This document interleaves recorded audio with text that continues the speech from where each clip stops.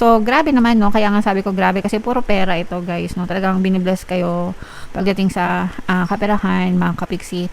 Actually, more money, more blessings, more kaperahan, no? Talagang abundance of money, wealth, riches, more money, more blessings. Tapos meron pang mga paparating na mga bagong opportunities sa inyo na pwede pang mag-multiply yung pera nyo, guys, no? Padagdag lang ng padagdag, padami lang ng padami. Kumbaga, kung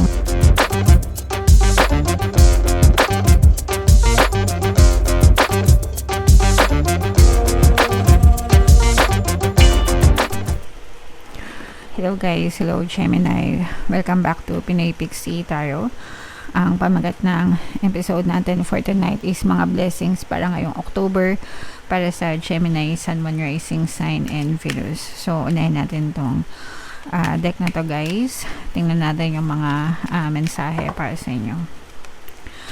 So, yung first message, wow, transformation, mga kapiksi, positive changes, mga positibong pagbabago, guys. You are experiencing enormous change right now, which brings great blessings sa buhay nyo. So, maka-experience kayo, guys, ng mga magagandang pagbabago, and yung mga pagbabago na yun magdadala ng blessings, no? Pero, kailangan, guys, ito yung palagi nyo tatandaan, ha? Kasi paulit-ulit din ako dito, pero hindi ako magsasawa na i-remind kayo.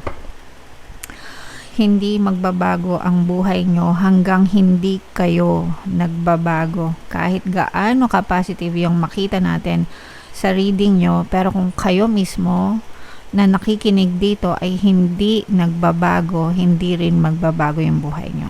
Okay?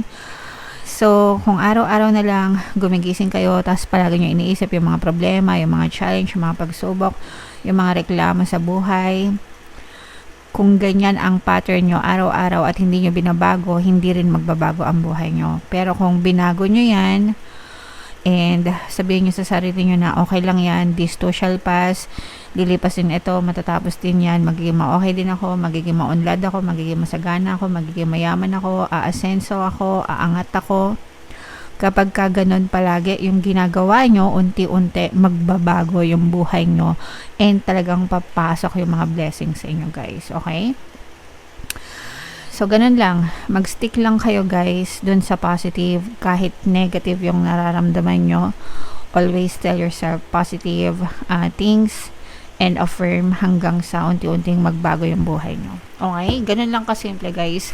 Huwag nyo nang masyadong gawing komplikado. Okay? Alright. Another message. Ito'y detoxification. Ito'y cleansing, mga kapiksi. So, nagki-cleanse tayo para maalis yung negative, and kasi kapag puro negative, mahirap pasokan ng positive, guys. So, kaya unang-una, cleansing muna. Yung pinaka-the best, syempre, is yung paliligo sa tubig dagat, kasi yung bodies of water, meron silang natural cleansing properties. Pero kung hindi naman pwede at malayo kayo, guys, pwede kayong maligo ng tubig na may asin, yung mambanlaw nyo, di ba, naliligo kayo, may timba. Yung timba, punuin nyo ng tubig, lagyan nyo ng 3 kutsarang asin, and haluin. Tapos dasalan nyo, mga kapiksi. And matutulungan kayo nyan na mag-cleanse, mga kapiksi. Pwede rin kayong magpausok ng sambong sage, guys, no? Yung saging ay isang mabisa rin na pagke-cleanse. Okay? And another message, guys, this is fairness, guys. Huwag kayong maging judgmental. So, yan yung another message para sa inyo. Kailangan patas tayo palagi, mga kapiksi. So, iwasan maging judgmental. Iwasan yung pagkakampi. Kailangan palagi tayong pumagitna. Alright? So, yan yung messages for you, guys. Shuffle natin to. Hanapin natin yung energy nyo habang sinashuffle ko to, guys. Panoorin nyo muna yung video natin regarding sa ating paano mag-manifest ng abundance video course. Kapiksi, sawa ka na ba sa mga struggles at hirap sa buhay mo? Masipag ka ba at masikap sa buhay ngunit hindi ka pa rin umaasenso? Ilang beses ka na bang nag-attempt mag-negosyo at mag-invest pero palagi ka pa rin nalulugi? Sa pagkakataon na ito ay maaaring may subconscious beliefs ka na nagiging balakid sa iyong pag-unlad at pagyaman. Introducing, paano mag-manifest ng abundance video course. Dito ay matututunan mong ma-overcome ang mga balakid mo para tuluyan ka ng umunlad, umasenso, sumagana, maging matagumpay, successful at maswerte sa iyong kabuhayan, pera, trabaho, negosyo, salapi at kaperahan ng bonggang-bongga. Dali, mag-send na ng email sa pinoypixie@gmail.com at simulan na ang iyong pagyaman ngayon. Alright, so sa lahat ng gusto mag-avail ng course guys, naka-flash sa screen nyo. Meron tayong paano mag-manifest ng abundance video course, paano mawala ang third party at magkaroon ng harmonious na relationship, paano pabalikin si ex revised breakup. Sa mga interesado guys, mag-send lang kayo ng email sa pinoypixie@gmail.com. So Gemini, kayo ay represent ng Queen of Swords. Ito yung ating blessings energy mga kapixie. So latag natin yung spread nyo guys. Kung hindi nyo pa, grabe naman to. Grabe naman sa ganda to mga kapixie. Ay, grabe naman yan. sa mga hindi pa nakakanood ng ating 2026 kapalaran, no? Punta lang kayo sa homepage natin mga kapixie. So, grabe naman, no? Kaya nga sabi ko grabe kasi puro pera ito, guys, no? Talagang binibless kayo pagdating sa kaperahan, mga kapixie. Actually,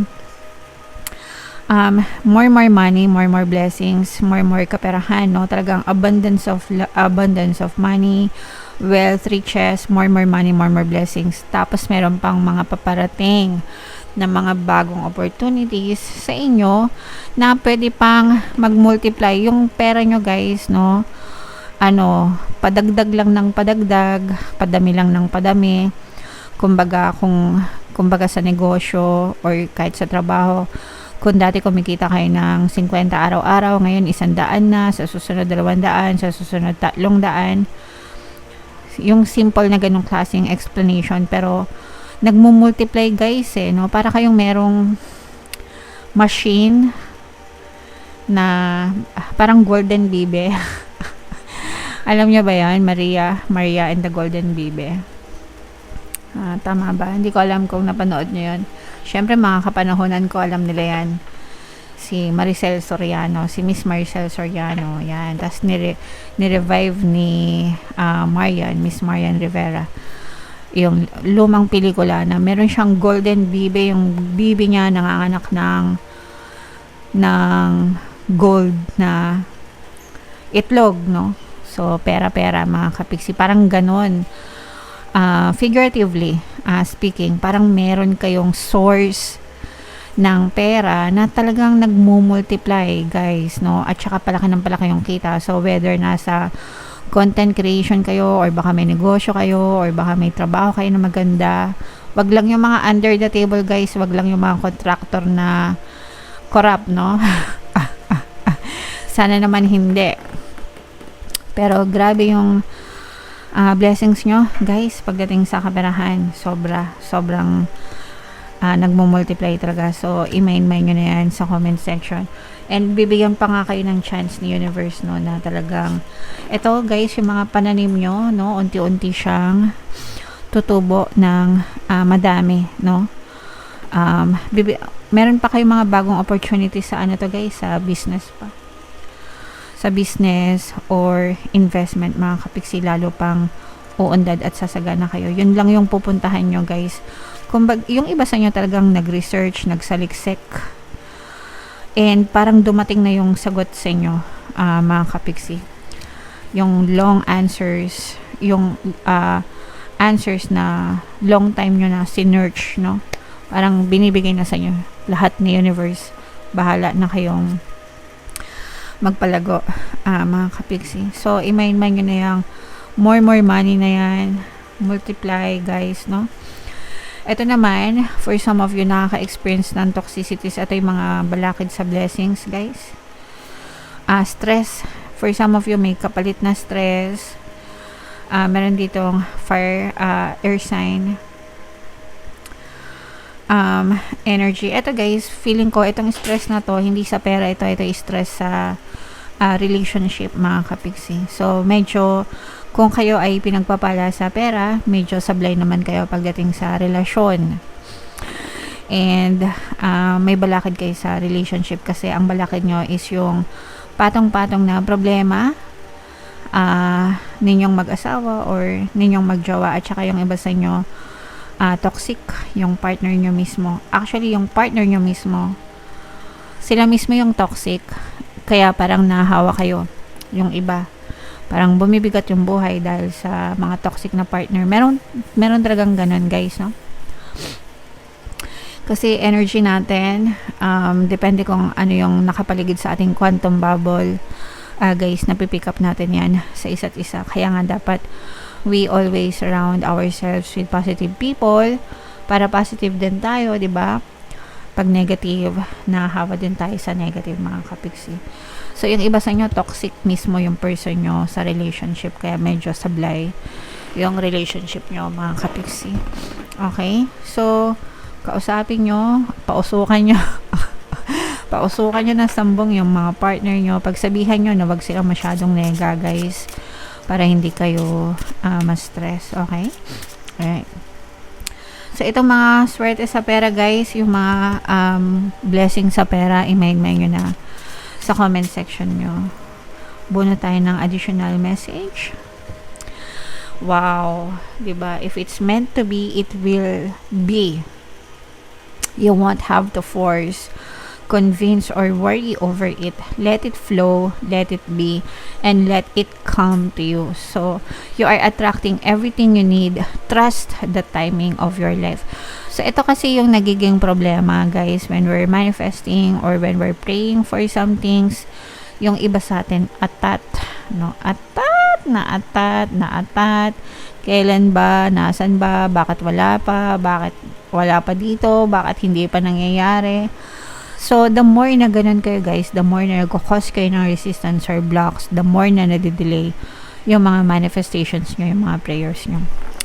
So, the first thing that you should have when you're praying or manifesting is to have blind faith. Kailangan talagang may faith kayo kay universe, kay the divine, kay divine spirit, guys, divine God, whatever you wanna call it. Sa channel natin, dahil generic tayo, I just use the term universe, pero pag sinabi ko universe, I mean God. Okay? So, send your intentions to the universe and let Him do the work, guys, no? Kasi kapag nag-manifest kayo or may desire kayo, parang sabi ko nga, diba, parang ka lang nag-order sa restaurant. Kapag nag-order ka, syempre lulutuin pa yon, ipiprepare pa yung ingredients, depende sa order mo. Yung proseso ng pagluluto sa kitchen, di mo yun nakikita. Yun yung process ni universe na niluluto niya yung mga desires mo. Sometimes mahirap yung ingredients, diba? Depende sa desire mo, matagal kunin, matagal maging ready. Pero kapag ready na, ay dyan na, ihahain na sa'yo, diba? Makakain ka na. So, ganun din when it comes to manifestation. Kailangan magtiwala ka. It will be given to you, mga kapiksi. It will be given to you. Kalmahan nyo lang, okay? Okay. So, that's your reading, Gemini. Comment down below if nakaresonate kayo. And ito yung ating 2026 kapalaran. Panoorin nyo natin naman yung ating success stories ng paano mag-manifest ng abundance video course. Click here to subscribe, guys. Thank you for liking, sharing, and subscribing. See you next time. I love you all. Have a nice day. Bye-bye.